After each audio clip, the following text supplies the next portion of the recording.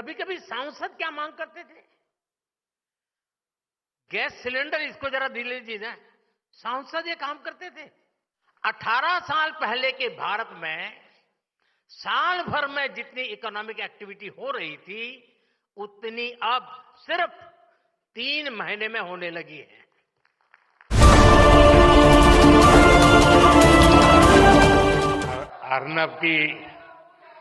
अर्नब की ऊंची आवाज से कान तो जरूर थक गए होंगे।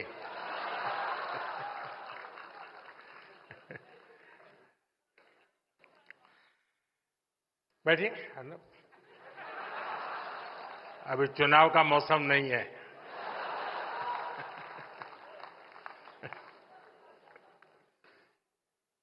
सबसे पहले तो मैं रिपब्लिक टीवी को उसके इस अभिनव प्रयोग के लिए बहुत बधाई देता हूं।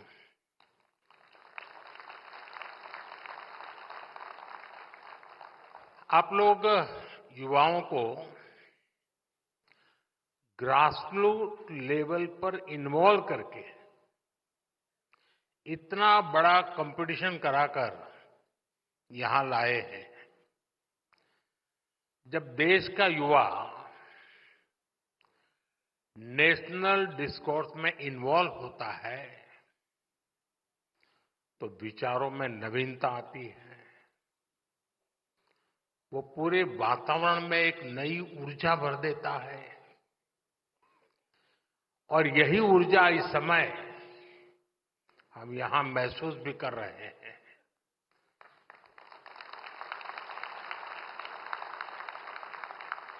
एक तरह से युवाओं के इन्वॉल्वमेंट से हम हर बंधन को तोड़ पाते हैं, सीमाओं के परे जा पाते हैं। फिर भी कोई भी लक्ष्य ऐसा नहीं रहता जिसे पाया न जा सके। कोई मंजिल ऐसी नहीं रहती जिस तक पहुंचा न जा सके। रिपब्लिक टीवी ने इस समिट के लिए एक नए कंसेप्ट पर काम किया है। मैं इस समिट की सफलता के लिए आप सभी को बहुत बहुत बधाई देता हूं, आपका अभिनंदन करता हूं। अच्छा, मेरा भी इसमें थोड़ा स्वार्थ है। एक तो मैं पिछले दिनों से लगा हूं कि मुझे 1 लाख नौजवानों को राजनीति में लाना है।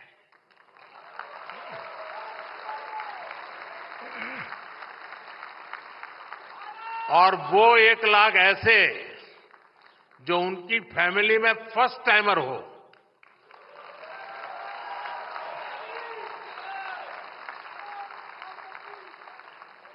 तो एक प्रकार से ऐसे इवेंट मेरी जो मेरा मकसद है उसका ग्राउंड बना रहे हैं। दूसरा मेरा व्यक्तिगत लाभ है। व्यक्तिगत लाभ ये है कि 29 में जो वोट करने जाएंगे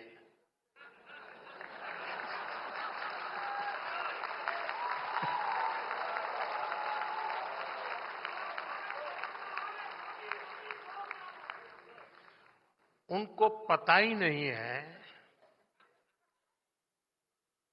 कि 2014 के पहले अखबारों की हेडलाइन क्या हुआ करती थी। उसे पता नहीं है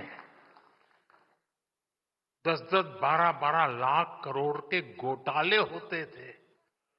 उसे पता नहीं है। और वो जब 29 में वोट करने जाएगा तो उसके सामने कंपैरिजन के लिए कुछ नहीं होगा।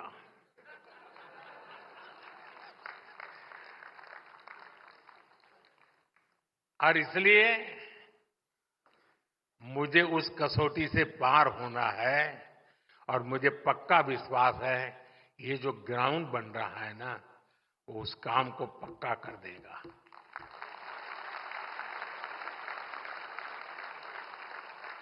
साथियों, आज पूरी दुनिया कह रही है कि ये भारत की सदी है। क्या आपने नहीं सुना है?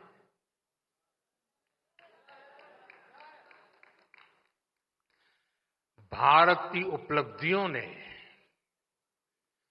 भारत की सफलताओं ने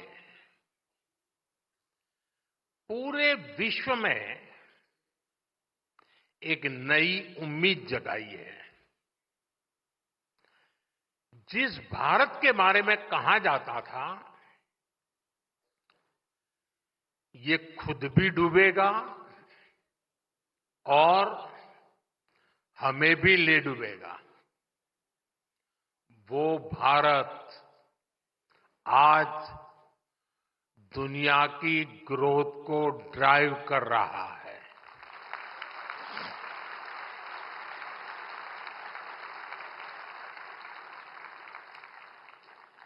मैं भारत के फ्यूचर की दिशा क्या है, ये हमें आज के हमारे काम और सिद्धियों से पता चलता है। आजादी के 65 साल बाद भी भारत दुनिया की 11वें नंबर की इकोनॉमी था। बीते दशक में हम दुनिया की 5वें नंबर की इकोनॉमी बने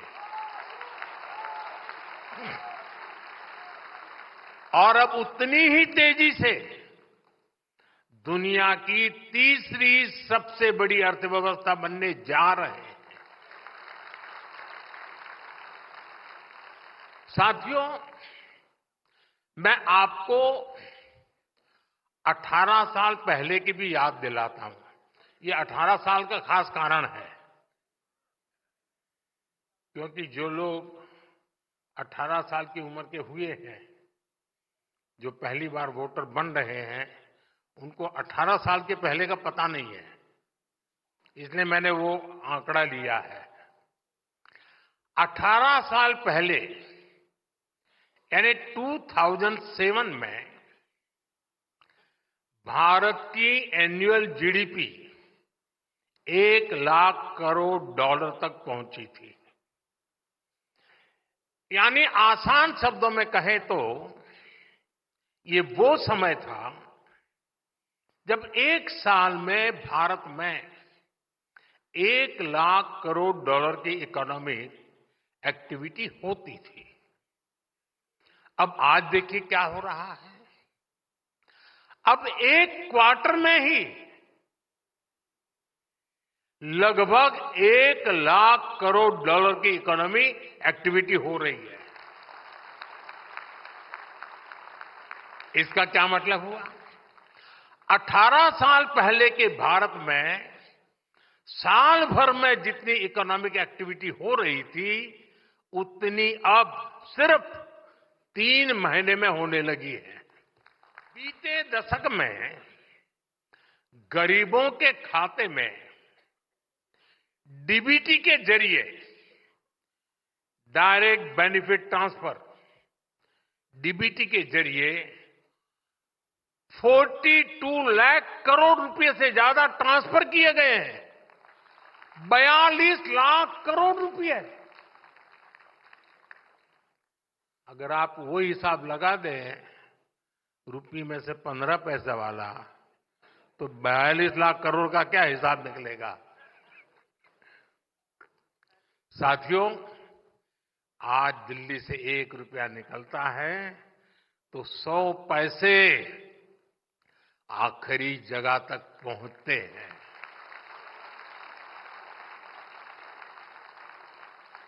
साथियों, 10 साल पहले सोलर एनर्जी के मामले में भारत दुनिया में कहीं गिनती नहीं होती थी, लेकिन आज भारत सोलर एनर्जी कैपेसिटी के मामले में दुनिया के टॉप 5 कंट्रीज में से हैं। हमने सोलर एनर्जी कैपेसिटी को 30 गुना बढ़ाया है। सोलर मॉड्यूल मैन्युफैक्चरिंग में भी 30 गुना वृद्धि हुई है। 10 साल पहले तो हम होली की पिचकारी भी, बच्चों के खिलौने भी विदेशों से मंगाते थे। आज हमारे टॉयज एक्सपोर्ट्स 3 गुना हो चुके हैं। 10 साल पहले तक हम अपनी सेना के लिए राइफल तक विदेशों से इंपोर्ट करते थे और बीते 10 वर्षों में हमारा डिफेंस एक्सपोर्ट 20 गुना बढ़ गया है। साथियों, इन 10 वर्षों में हम दुनिया के दूसरे सबसे बड़े स्टील प्रोड्यूसर हैं, दुनिया के दूसरे सबसे बड़े मोबाइल फोन मैन्युफैक्चरर हैं और दुनिया का तीसरा सबसे बड़ा स्टार्टअप इकोसिस्टम बने हैं। इन्हीं 10 सालों में हमने इंफ्रास्ट्रक्चर पर अपने कैपिटल एक्सपेंडिचर को 5 गुना बढ़ाया है। देश में एयरपोर्ट की संख्या 2 गुनी हो गई है। इन 10 सालों में ही देश में ऑपरेशनल एम्स की संख्या 3 गुना हो गई है और इन्हीं 10 सालों में मेडिकल कॉलेजों और मेडिकल सीट्स की संख्या भी करीब करीब 2 गुनी हो गई है। साथियों, आज के भारत का मिजाज कुछ और ही है। आज का भारत बड़ा सोचता है, बड़े टारगेट तय करता है और आज का भारत बड़े नतीजे ला करके दिखाता है। और ये इसलिए हो रहा है क्योंकि देश की सोच बदल गई है। भारत बड़ी एस्पिरेशन के साथ आगे बढ़ रहा है। पहले हमारी सोच ये बन गई थी, चलता है, होता है, अरे चलने दो यार, जो करेगा करेगा, अपन अपना चला लो। पहले सोच कितनी छोटी हो गई थी। मैं इसका एक उदाहरण देता हूं। एक समय था, अगर कहीं सूखा हो जाए, सूखाग्रस्त इलाका हो, तो लोग, उस समय कांग्रेस का शासन हुआ करता था, तो मेमोरेंडम देते थे गांव के लोग और क्या मांग करते थे कि साहब अकाल होता रहता है, तो इस समय अकाल के राहत के काम, रिलीफ के वर्क शुरू हो जाए, गड्ढे खोदेंगे, मिट्टी उठाएंगे, दूसरे गड्ढे में भर देंगे। यही मांग किया करते थे लोग। कोई कहता था, क्या मांग करता था कि साहब मेरे इलाके में एक हैंडपंप लगवा दो ना, पानी के लिए हैंडपंप की मांग करते थे। कभी कभी सांसद क्या मांग करते थे, गैस सिलेंडर इसको जरा दे लीजिए ना। सांसद ये काम करते थे, उनको 25 कूपन मिला करती थी और उस 25 कूपन को पार्लियामेंट का मेंबर अपने पूरे क्षेत्र में गैस सिलेंडर के लिए ऑब्लाइज करने के लिए उपयोग करता था। एक साल में एक एमपी 25 सिलेंडर, और ये सारा 2014 तक था। एमपी क्या मांग करते थे, साहब ये जो ट्रेन जा रही है ना, मेरे इलाके में एक स्टॉपेज दे देना। स्टॉपेज की मांग हो रही थी। ये सारी बातें मैं 2014 के पहले की कर रहा हूं, बहुत पुरानी नहीं कर रहा हूं। कांग्रेस ने देश के लोगों की एस्पिरेशंस को कुचल दिया था।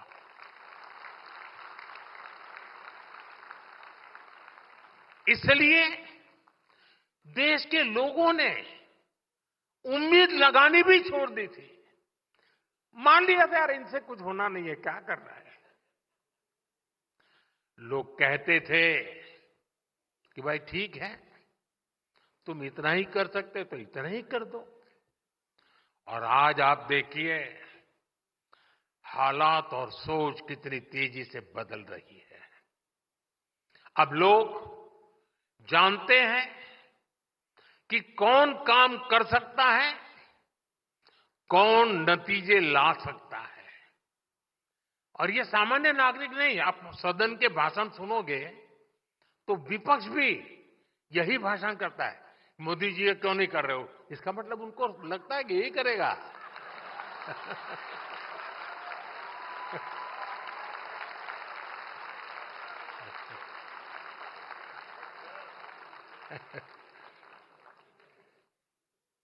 साथियों, आज जो एस्पिरेशंस हैं उसका प्रतिबिंब उनकी बातों में झलकता है। कहने का तरीका बदल गया। अब लोगों की डिमांड क्या आती है। लोग पहले स्टॉपेज मांगते थे, अब आकर के कहते जी मेरे यहां भी तो एक वंदे भारत शुरू कर दो।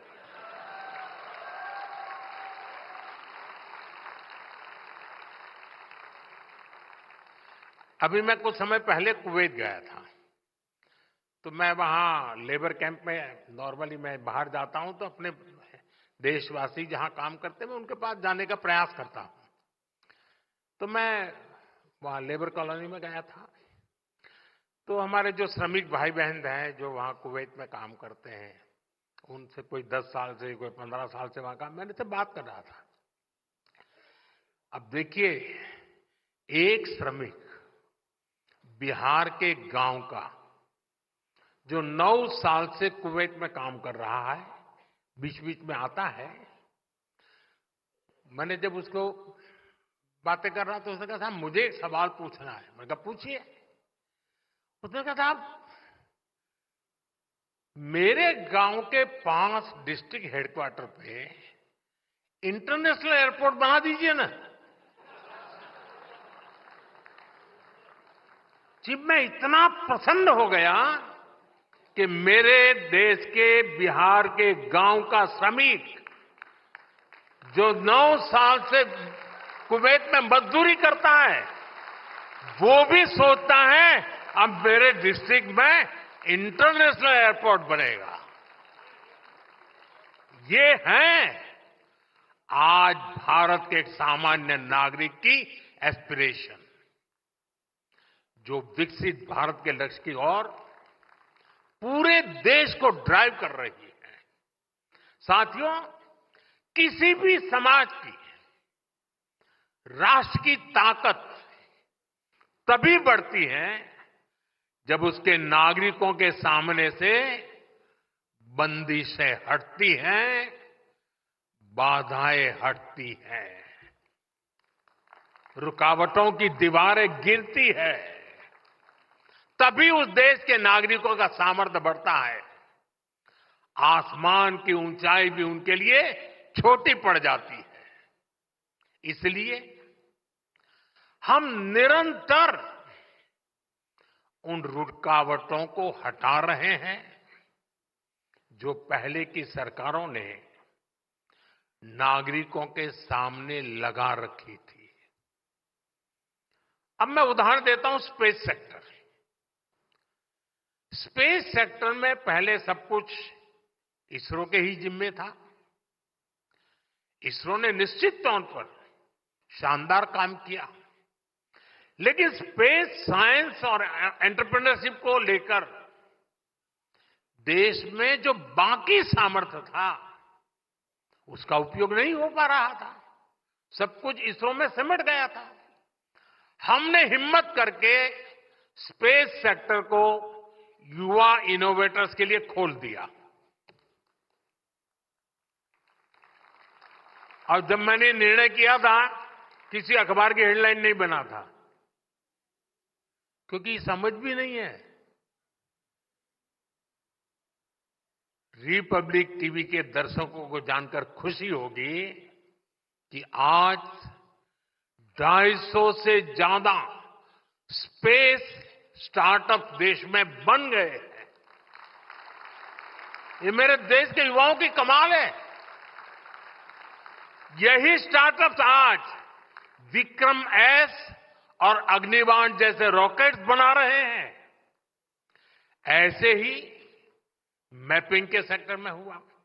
इतने बंधन थे, आप एक एटलास नहीं बना सकते। टेक्नोलॉजी बदल चुकी है। पहले अगर भारत में कोई मैप बनाना होता था तो उसके लिए सरकारी दरवाजे पर सालों तक आपको चक्कर काटने पड़ते थे। हमने इस बंदिश को भी हटाया। आज जियो स्पेशियल मैपिंग से जुड़ा डेटा नए स्टार्टअप का रास्ता बना रहा है। साथियों, न्यूक्लियर एनर्जी से जुड़े सेक्टर को भी पहले सरकारी कंट्रोल में रखा गया था। बंदिशें थी, बंधन थे, दीवारें खड़ी कर दी गई थी। अब इस साल के बजट में सरकार ने इसको भी प्राइवेट सेक्टर के लिए ओपन करने की घोषणा की है और इससे 2047 तक 100 गीगावाट न्यूक्लियर एनर्जी कैपेसिटी जोड़ने का रास्ता मजबूत हुआ है। साथियों, आप हैरान रह जाएंगे कि हमारे गांवों में 100 लाख करोड़ रुपए, 100 लाख करोड़ रुपीस, उससे भी ज्यादा अनटैप्ड आर्थिक सामर्थ्य पड़ा हुआ है। मैं आपके सामने फिर ये आंकड़ा दोहराऊं, 100 लाख करोड़ रुपए, ये छोटा आंकड़ा नहीं है। ये आर्थिक सामर्थ्य गांव में जो घर होते हैं उनके रूप में उपस्थित है। मैं आपको और आसान तरीके से समझाता हूं। अब जैसे यहां दिल्ली जैसे शहर में आपके घर 50 लाख के, 1 करोड़, 2 करोड़ के होते हैं। आपकी प्रॉपर्टी की वैल्यू पर आपको बैंक लोन भी मिल जाती है। अगर आपका दिल्ली में घर है तो आप बैंक से करोड़ों रुपए की लोन ले सकते हैं। अब सवाल यह है कि घर दिल्ली में ही थोड़े, गांव में भी तो घर है, वहां भी तो घरों का मालिक है। वहां ऐसा क्यों नहीं होता? गांवों में घरों पर लोन इसलिए नहीं मिलता क्योंकि भारत में गांव के घरों के लीगल डॉक्यूमेंट्स नहीं होते थे, प्रॉपर मैपिंग ही नहीं हो पाई थी। इसलिए गांव की इस ताकत का उचित लाभ देश को, देशवासियों को नहीं मिल पाया। और ये सिर्फ भारत की समस्या है ऐसा नहीं है। दुनिया के बड़े बड़े देशों में लोगों के पास प्रॉपर्टी के राइट्स नहीं है। बड़ी बड़ी अंतर्राष्ट्रीय संस्थाएं कहती हैं कि जो देश अपने यहां लोगों को प्रॉपर्टी राइट देता है वहां की जीडीपी में उछाल आ जाता है। साथियों, भारत में गांव के घरों के प्रॉपर्टी राइट देने के लिए हमने एक स्वामित्व स्कीम शुरू की। इसके लिए हम गांव-गांव में ड्रोन से सर्वे करा रहे हैं, गांव के एक एक घर की मैपिंग करा रहे हैं। आज देश भर में गांव के घरों के प्रॉपर्टी कार्ड लोगों को दिए जा रहे हैं। 2 करोड़ से अधिक प्रॉपर्टी कार्ड सरकार ने बांटे हैं और ये काम लगातार चल रहा है।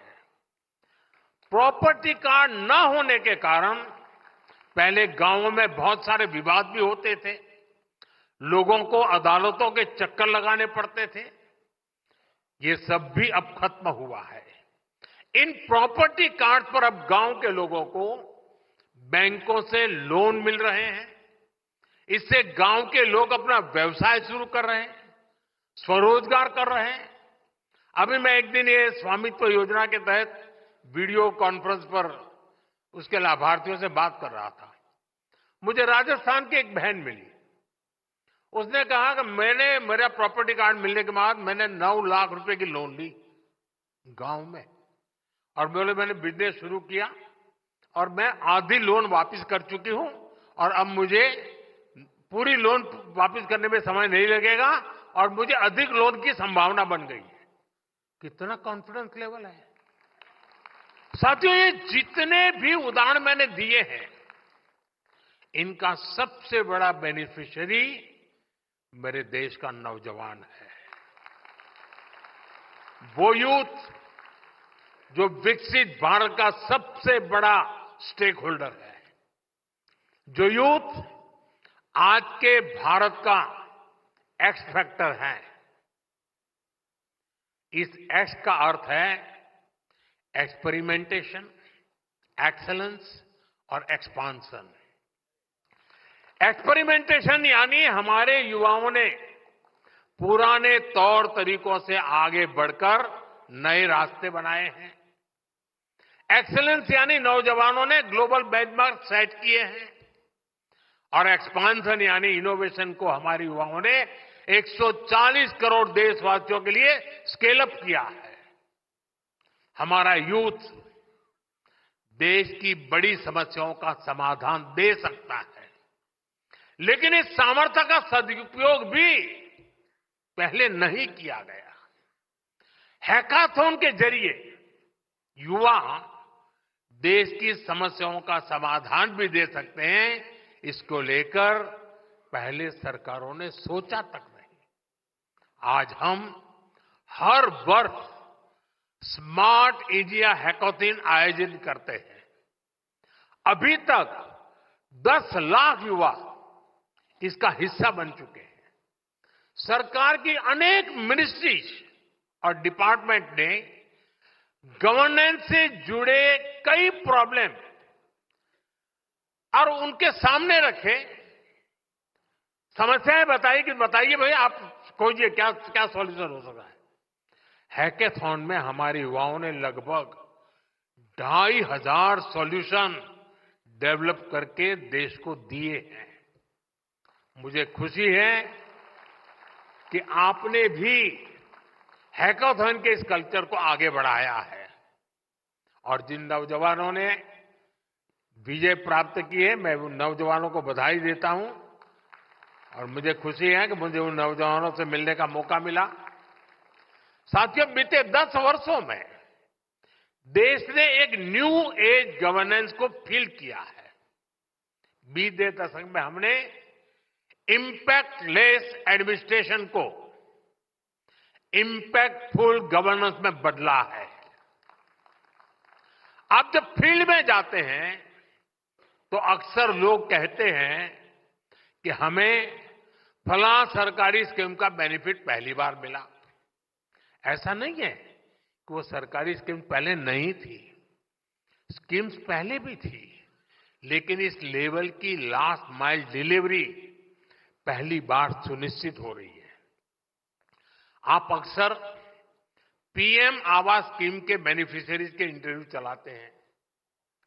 पहले कागज पर गरीबों के मकान सैंक्शन होते थे, आज हम जमीन पर गरीबों के घर बनाते हैं। पहले मकान बनाने की पूरी प्रक्रिया गवर्नमेंट ड्रिवन होती थी। कैसा मकान बनेगा, कौन सा सामान लगेगा, ये सरकार ही तय करती थी। हमने इसको ओनर ड्रिवन बनाया।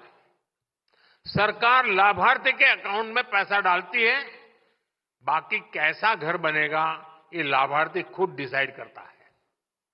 और घर के डिजाइन के लिए भी हमने देश भर में कंपटीशन किया, घरों के मॉडल सामने रखे, डिजाइन के लिए भी लोगों को जोड़ा, जनभागीदार से चीजें तय की। इससे घरों की क्वालिटी भी अच्छी हुई है और घर तेज गति से कंप्लीट भी होने लगे हैं। पहले ईंट पत्थर जोड़कर आधे अधूरे मकान बनाकर दिए जाते थे। हमने गरीब को उसके सपनों का घर बनाकर दिया है। इन घरों में नल से जल आता है, उज्ज्वला योजना का गैस कनेक्शन होता है, सौभाग्य योजना का बिजली कनेक्शन होता है। हमने सिर्फ 4 दीवारें खड़ी नहीं की हैं, हमने उन घरों में जिंदगी खड़ी की है। साथियों, किसी भी देश के विकास के लिए बहुत जरूरी पक्ष है उस देश की सुरक्षा, नेशनल सिक्योरिटी। बीते दशक में हमने सिक्योरिटी पर भी बहुत अधिक काम किया है। आप याद करिए, पहले टीवी पर अक्सर सीरियल बम ब्लास्ट की ब्रेकिंग न्यूज चला करती थी। स्लीपर सेल्स के नेटवर्क पर स्पेशल प्रोग्राम हुआ करते थे। आज ये सब टीवी स्क्रीन और भारत की जमीन दोनों जगह से गायब हो चुका है। वरना पहले आप ट्रेन में जाते थे, हवाई अड्डे पर जाते थे, लावारिस कोई बैग पड़ी है तो छूना मत, ऐसी सूचनाएं आती थी। आज वो जो 18-20 साल के नौजवान हैं, उन्होंने वो सूचना सुनी ही नहीं होगी। आज देश में नक्सलवाद भी अंतिम सांसें गिन रहा है। पहले जहां 100 से अधिक जिले नक्सलवाद की चपेट में थे, आज ये 2 दर्जन से भी कम जिलों में ही सीमित रह गया है। ये तभी संभव हुआ जब हमने नेशन फर्स्ट की भावना से काम किया। हमने इन क्षेत्रों में गवर्नेंस को ग्रासरूट लेवल तक पहुंचाया। देखते ही देखते इन जिलों में हजारों किलोमीटर लंबी सड़कें बनी, स्कूल अस्पताल बने, 4G मोबाइल नेटवर्क पहुंचा और परिणाम आज देश देख रहा है। साथियों, सरकार के निर्णायक फैसलों से आज नक्सलवाद जंगल से तो साफ हो रहा है, लेकिन अब वो अर्बन सेंटर्स में पैर पसार रहा है। अर्बन नक्सलियों ने अपना जाल इतनी तेजी से फैलाया है कि जो राजनीतिक दल अर्बन नक्सल के विरोधी थे, जिनकी विचारधारा कभी गांधी जी से प्रेरित थी, जो भारत की जड़ों से जुड़ी थी, ऐसे राजनीतिक दलों में आज अर्बन नक्सल पैठ जमा चुके हैं। आज वहां अर्बन नक्सलियों की आवाज, उनकी ही भाषा सुनाई देती है। इसी से हम समझ सकते हैं कि इनकी जड़ें कितनी गहरी हैं। हमें याद रखना है कि अर्बन नक्सली भारत के विकास और हमारी विरासत, इन दोनों के घोर विरोधी हैं। वैसे अर्नब ने भी अर्बन नक्सलियों को एक्सपोज करने का जिम्मा उठाया हुआ है। विकसित भारत के लिए विकास भी जरूरी है और विरासत को मजबूत करना भी आवश्यक है, और इसलिए हमें अर्बन नक्सलियों से सावधान रहना है। साथियों, आज का भारत हर चुनौती से टकराते हुए नई ऊंचाइयों को छू रहा है। मुझे भरोसा है कि रिपब्लिक टीवी नेटवर्क के आप सभी लोग हमेशा नेशन फर्स्ट के भाव से पत्रकारिता को नया आयाम देते रहेंगे।